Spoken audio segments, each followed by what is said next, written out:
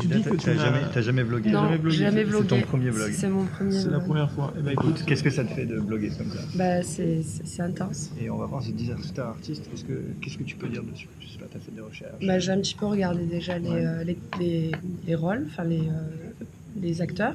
Il y a James Franco, donc on le connaît bien déjà en tant que réalisateur, acteur aussi. Let's boogie. Allez, c'est parti, on se retrouve après.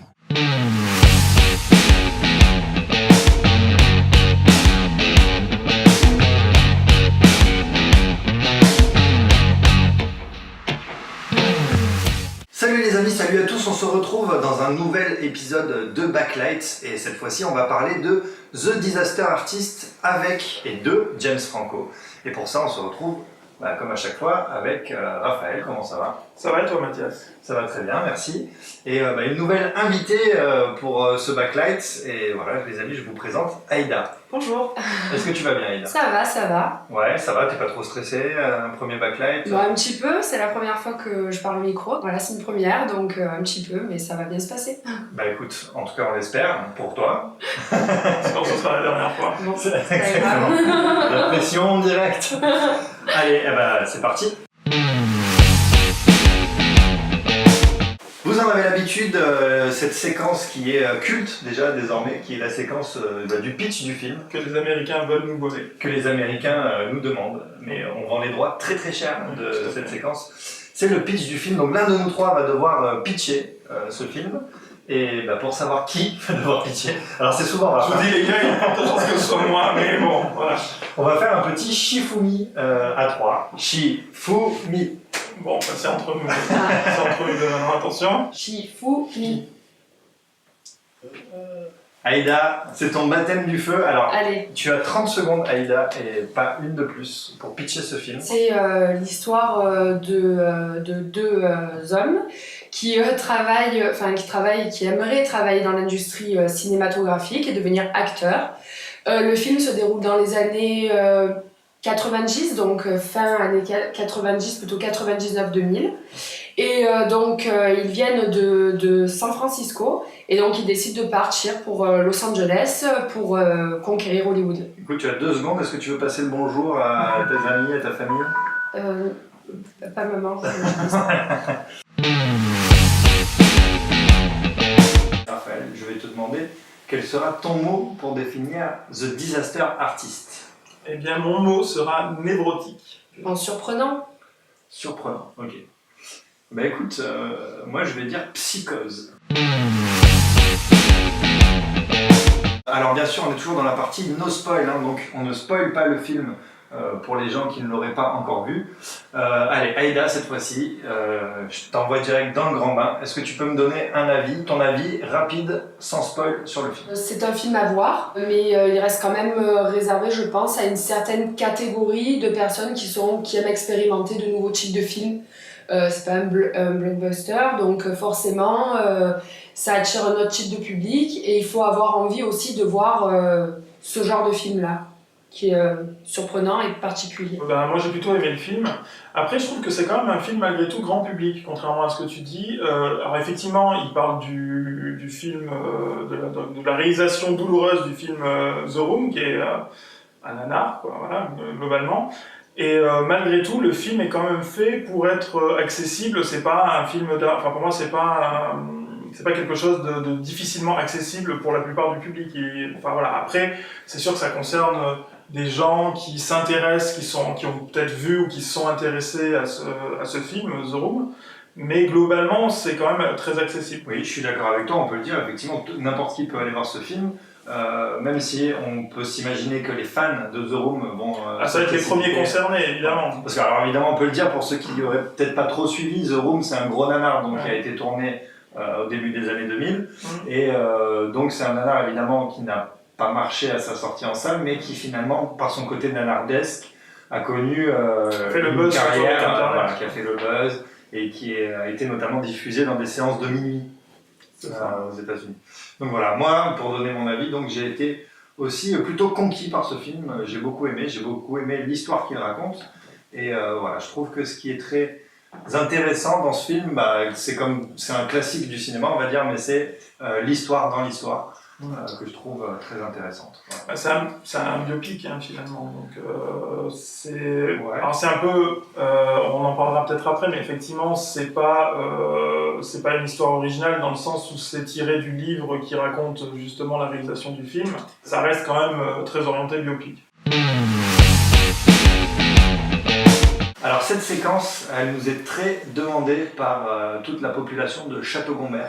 Château-Gombert. C'est vrai, on n'en parle jamais assez de Château-Gombert, surtout le Tartamien, on va rarement jusqu'à Château-Gombert, mais sachez que vous êtes dans la juridiction du Tartamien. Voilà. Exactement, et que du coup, Et qu'on vous embrasse. Voilà. on vous embrasse et qu'on vous passera peut-être cette séquence puisque vous nous la demandez. Et voilà, nous sommes maintenant dans la partie spoil, donc c'est parti, on peut raconter la fin, on peut raconter le milieu, le début. L'humeur à la fin. On peut raconter n'importe quoi, comme c'est le cas actuellement.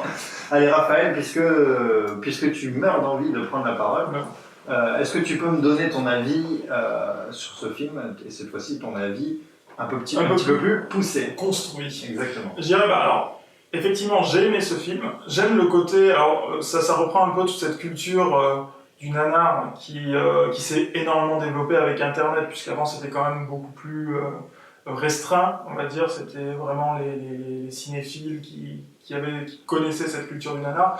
Avec des émissions comme Escala Nanarland à l'époque, avec Il y a le site Nanarland d'abord. Donc voilà, les nanars se sont vraiment popularisés sur Internet jusqu'à ce qu'il y ait vraiment une culture tout un tas de films là, comme les Sharknado et compagnie, oui, c'est des films qui ne sont pas des nanars. Exactement, mais qui sont sortis pour faire partie du marché du nanar. C'est ça, tout à fait. Et qui sont extrêmement mauvais, mais qui ne sont pas des nanars car ils sont construits pour être mauvais.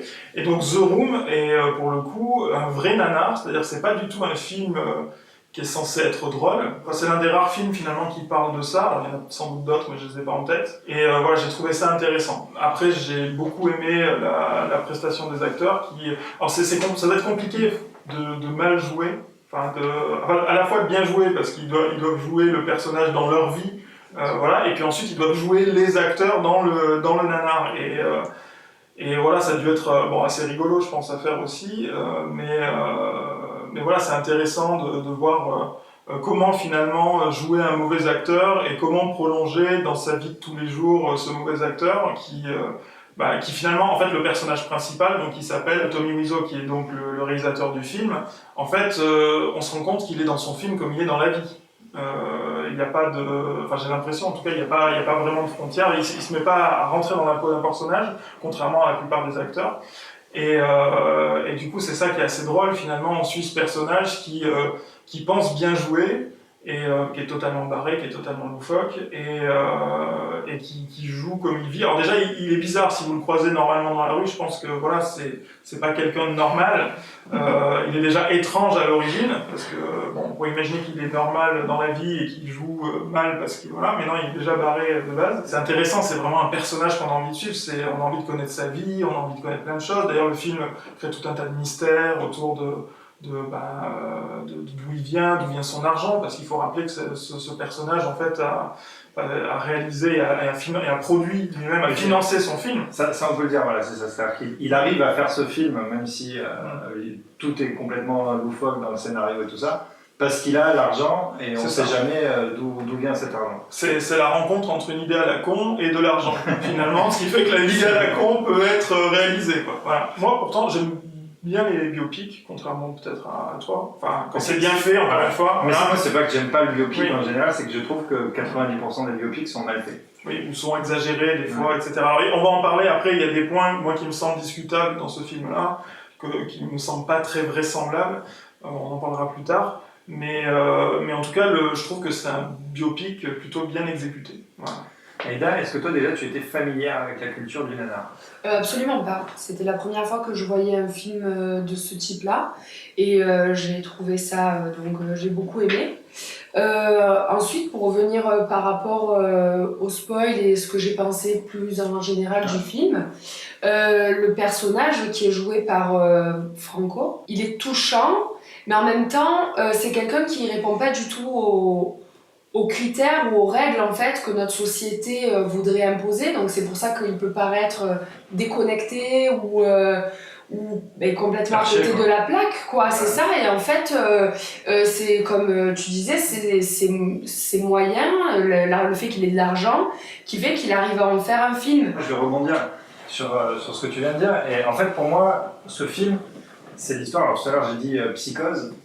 Et en fait, c'est un film qui est comme ça une comédie, parce qu'on a envie de rire un petit peu tout le long du film, parce que les situations sont burlesques, finalement, sur le tournage de ce film et tout ça. Et pour moi, c'est un vrai drame, en fait, ce film. C'est-à-dire, c'est le drame d'une psychose. Donc c'est pour ça que je disais ça. Et de quelqu'un qui est totalement psychotique, qui peut vivre sa psychose ailleurs que dans un hôpital psychiatrique, notamment parce qu'il a de l'argent.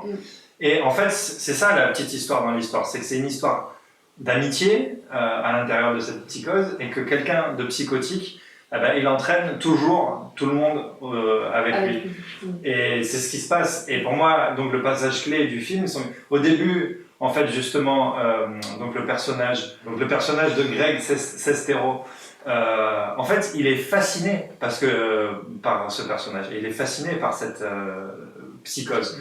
Donc, au début, il est dans un théâtre et il le voit jouer une scène, et c'est totalement délirant ce qu'il fait.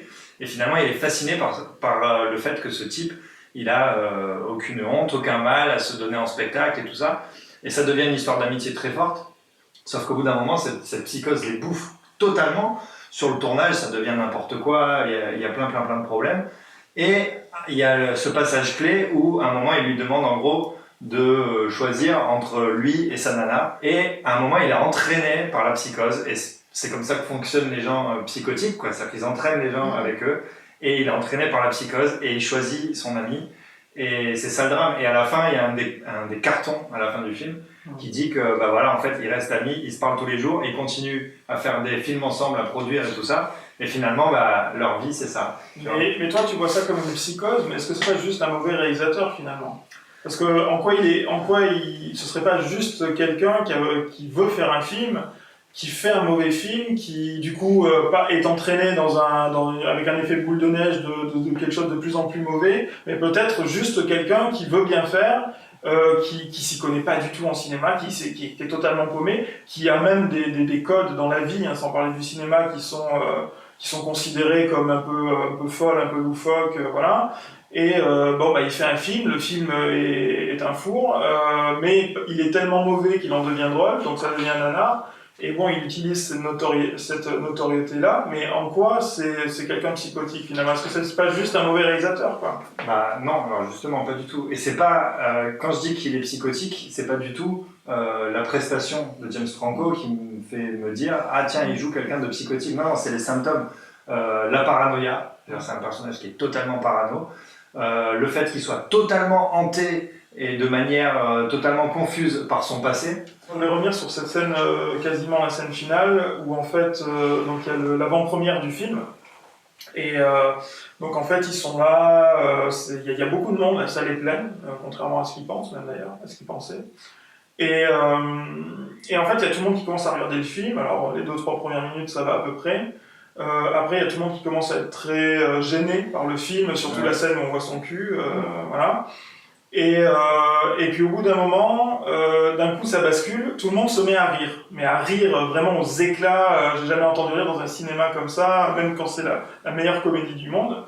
Et du coup, lui, il se vexe, forcément, donc il part. Là, il y a son ami qui va le chercher, qui dit « Mais regarde », alors il y a toute une conversation, je vais pas la refaire, mais où globalement, la conclusion de cette conversation, c'est « Regarde, en fait, qui a fait rire comme ça au cinéma ? Bah voilà, Même Hitchcock a pas réussi à faire ça, et voilà, t'es quelqu'un de génial et tout. » Donc il revient dans la salle, et puis il retourne son truc en disant « Ah ouais, mais j'ai fait exprès, quoi. » Voilà. Bon, on imagine bien qu'il n'a pas fait exprès. Oui, mais on imagine bien que personne ne le croit aussi quand il dit ça. Oui, tout est volontaire.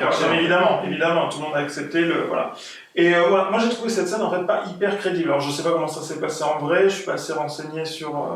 Je parle même pas du bouquin, je parle même de ce qui s'est passé en vrai tout simplement. Je suis pas assez renseigné là-dessus. J'ai vu qu'il y avait des images visiblement, donc ça doit pouvoir se trouver.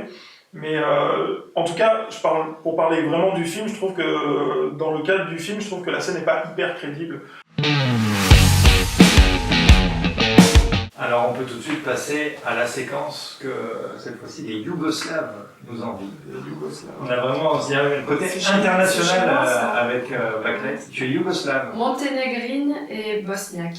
Oh putain, si on avait su, on t'aurait jamais Vous avez parlé des Croates, vous avez parlé des Croates tout à l'heure, c'est mes cousins, c'est nos voisins. C'est des cousins, ouais. De toute façon, c'est un peu tout pareil, tout ça là-bas. Oui, voilà, c'est pareil, c'est comme la France et l'Italie. C'est ça. C'est pareil. Le top, alors le jeu des acteurs, qui était vraiment surprenant. Ensuite, je dirais la musique. Vu qu'on est film, enfin ça se passe dans les années 2000, donc fin années 90. 90 début 2000. Voilà, on a des chansons d'un répertoire. Il y a un côté nostalgique. Voilà, c'est. Les chansons des années 90. Le générique de fin, c'est The River. The Rhythm of the Night. The Rhythm of the Night. Voilà. Corona. Moi, le top pour moi, c'est non, c'est vraiment le choix original du film. C'est-à-dire de parler d'un nanar. Voilà. Et moi, je vais rester un petit peu fidèle à ce que j'ai dit.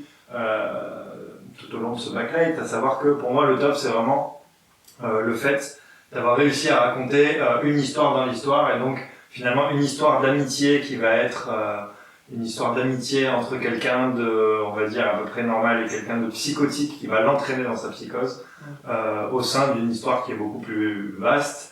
Donc la réalisation totalement perchée d'un film à Hollywood. Aïda, je vais te demander quel est pour toi le flop du film. J'avais pensé justement au fait que on puisse pas savoir en fait ce qui est vrai ou faux par rapport au personnage principal et qu'on puisse pas vraiment savoir d'où lui vient cet argent, d'où il vient, quel âge il a. Peut-être le flop, mais il rejoint un peu le tien. C'est effectivement, alors j'ai mis en top et en flop, peut-être c'est effectivement le point de vue qui peut être intéressant mais qui peut être chiant aussi, dans le sens où des fois j'aurais bien aimé être un peu plus du point de vue du réalisateur du film. Quoi. Mais après c'est un autre film aussi. Alors moi ça va être un flop un peu, on va dire, extra-diégétique. Comme ça, ce qui me permet de passer un mot et de me la péter un peu. Et ce qui me gêne du coup, c'est qu'il y a plein de gens donc, qui viennent voir ce film parce qu'ils ont entendu parler de The Room ou parce qu'ils sont dans le truc de la hype de The Room sur Internet. Et donc ils se sentent obligés de rigoler comme des cons à la moindre blague. Toi, tu le fais parce qu'il y avait un mec derrière qui rigolait. Non mais attends, c'est insupportable, mec. Je te jure, j'en peux plus. Ce mec est un réac. Voilà, mais t'as des gros blaireaux, tu sais. Ouais, en fait, moi ça je sais trop parce que j'ai vu le film et tout. Quoi. Non mais ferme ta gueule et laisse-moi le tour. Je pense que c'était ça, parce qu'il y avait une dame aussi qui était devant et qui rigolait, mais discrètement. Et je pense que c'est des personnes qui ont vu justement The Room. Et des fois, t'as des gens, ils rigolent trop pour des blagues qui sont pas assez drôles pour que d'un coup. Voilà. Mais c'est un peu l'humour, ça énerve parce que c'est un peu l'humour, mais dans le film c'était comme ça. Enfin, c'est un truc qui est un peu énervant. Les gens font du Zarma. Les gens font du Zarma. Effectivement, on sentait bien qu'il y avait un certain nombre de personnes dans la salle qui avaient vu le film. Et en plus, on allait le voir aux variétés dans une salle qui n'est pas forcément très très grande, donc on est un peu dans l'intimité. Voilà. Dédicace aux variétés à Marseille. West Coast, voilà. Non mais bon, voilà, c'est les connards de hipsters qui veulent dire à tout le monde qu'ils ont la culture underground, ça m'emmerde aussi. Non mais est-ce que tu penses pas, moi j'interviens là parce que ça m'énerve. Tu t'es senti visé. Ouais, je me sens visée. C'était volontaire. Parce que moi merci, j'ai énormément ri pendant le film, mais tout simplement parce que j'ai eu aussi accès, en ayant vu The Room, à des choses qui étaient expliquées plus tard dans le film. C'est-à-dire qu'au tout début, quand il va donner des répliques ou quand il va filmer sur ce terrain sur le terrain où ils vont jouer au football américain, là, c'est que des films qui rappellent The Room. Donc du coup, quand tu l'as vu, c'est drôle parce que ça devient absurde en fait. T'as voulu balancer ta culture underground à la gueule de mais en fait, quand je ris, c'est pas pour emmerder les autres, tu vois, c'est parce que ça me fait rire. Et quand j'explique un truc, c'est parce que je trouve que c'est injuste ce que t'es en train de dire sur les gens qui avaient vu le film, donc j'ai envie d'être entendue. Je te visais pas particulièrement, c'est un peu sensuel là, les amis. Je sais pas si c'est sensuel. Tu l'as pris pour toi, écoute. C'est la journée de la femme. Voilà. Bonne journée à toutes les femmes. Non, je suis désolé. Déjà, c'est pas la journée internationale de la femme, c'est la journée internationale des droits des femmes. Voilà. Alors, est-ce que du coup, vu que vous n'avez pas vu The Room, le film, ça vous a donné envie d'aller le voir? Non. en fait. Non. Non, mais parce que je l'ai pas vu avant, j'avais vu des extraits. Là, j'ai l'impression que ce que j'ai vu dans ce film-là, parce qu'on voit pas mal de séquences, il y a même un petit truc très sympa à la fin que j'aurais pu rajouter dans les tops où il superpose la séquence originale du film et la séquence retournée par les comédiens de James Franco. Et moi j'en ai vu assez en fait, voilà, dans The Disaster Artist. Les nanars, en fait, j'avoue, c'est marrant quand on te fait un résumé des nanars et qu'on te met les extraits. Enfin, c'est très bien ce que faisait Nanarland en fait. Voilà, pour moi, j'adore cette émission Nanarland parce qu'il te prend les films, il te sort les 2-3 scènes, voilà. Et en fait, ce qu'il faut bien rappeler, c'est que des fois, dans un nanar, pour 3-4 scènes très drôles, il y a 2 heures d'ennui absolu. Ouais. Pour toi, est-ce que pour toi, c'est un film de droite ou de gauche? Droite. C'est un film de droite, alors pourquoi? Parce que le réalisateur a de l'argent et que du coup il impose sa connerie à tout le monde, quoi. Voilà. Donc il a on peut pas, enfin on n'a pas de mots à dire. Si tu devais donner un titre en Ouais, français à ce film. Alors moi je vais vous donner le mien. Voilà. Moi je rappellerai ce film Celui qui entraînait les autres. Enfin, Moi, j'ai mon titre. Allez, nous Je t'écoutons. dirais, je me suis absolument pas inspiré d'un des posters qu'il y a ici. Non, Fiction nanardesque. La fiction nanardesque. J'ai trouvé Vas-y. le mauvais acteur. Sur 5 aïolis, je le rappelle, quelle serait cette note? 2. 2 aïolis sur 5. Oui, 2. Ah donc en fait t'as pas trop aimé ce film, on est d'accord. 2 aïolis, on est d'accord, c'est pas la moyenne. Hein. Ouais, oui. Ouais. Allez, la moyenne, 2,5 alors. 2,5 2,5 aïolis sur 5, oui, parce que c'est pas quelque chose que j'irai, même si j'entends parler d'un nanar qui sort, j'irai pas le voir. Alors, moi, je lui mettrais 4 aïolis. 4 aïolis tout rond. Ouais, 4 aïolis tout rond, parce que c'est quand même un bon film. Après, c'est un bon film. Après, j'ai pas été non plus transporté, Je subjugué. vais mettre 4,2 aïolis. D'accord. Voilà, je sais pas, peut-être pour les mêmes raisons que toi, et le virgule 2 en plus, je sais pas, parce que ça parle à mon attrait personnel, probablement pour la psychiatrie et les psychoses. On a bien remarqué ça, en tout cas, voilà. Voilà, vous avez actuellement, parce que là on parle, mais là vous avez actuellement le classement des films en aïoli, donc de tous les films que nous avons backlightés. Merci beaucoup d'avoir fait ce backlight. Raphaël, merci. Merci à toi, Mathias, pour cette présentation à la fois efficace et monocorde. Bah, écoute, En merci. termes d'analyse, je veux dire, pas en termes de voix. Merci à toi pour ce commentaire sur ma prestation que j'essaye de rendre fidèle à l'image que je me fais de... Je vais pas finir cette phrase. C'est ça. Merci beaucoup Aïda d'avoir fait ce premier backlight avec nous. Est-ce que ça s'est bien passé? Merci à vous, c'était super et j'espère revenir. Bah écoute, ce Sur sera... Ça va, pour l'instant. Ce sera avec plaisir. Voilà, on devrait noter les Ouais, exactement. aïolis à Dès la que tu vas fin. partir, on va te mettre une note en aïoli. Super. On se retrouve très bientôt pour un nouvel épisode. Je crois, si je dis pas de bêtises, que c'est dans 2 semaines, c'est déjà prévu. On se retrouve pour un nouveau backlight. Pour un nouveau backlight avec un meilleur son, les amis. Avec Et- un meilleur son. Oui, parce et qu'on a eu voilà. un petit problème de son, comme vous avez pu Moi, nous en moi rendre je dis, compte. il y a des têtes qui vont tomber. Voilà. Je clair. dis ça, mais voilà. C'est clair. Merci beaucoup et on se retrouve très bientôt pour un nouvel épisode de Backlight. Ciao. Mais Mathias, je suis désolé, mais tu oublies quelque chose. Qu'oblige. Tu obliges le Tipeee. Oh putain, Il faut parler du Tipeee. c'est vrai. Donc, genre, Vous le savez, si vous voulez nous soutenir, vous pouvez passer par notre page Tipeee pour nous mettre, je sais pas, 1 euro, 2 euros, voire 100 euros ou et être 6 millions d'euros. Ou pour 6 qu'on puisse millions réaliser d'euros. Un nanar, nous aussi. pour Voilà. qu'on puisse vous réaliser un équivalent de euros. Mais en tout cas, déjà à 100 euros, vous serez un Jean-Claude Godin grand guignolesque. En flamboyant. En flamboyant. Bon, allez voir sur la page Tipeee, tout est expliqué. Merci beaucoup et on se retrouve très bientôt pour un nouvel épisode de Backlight. Ciao, ciao. Ciao.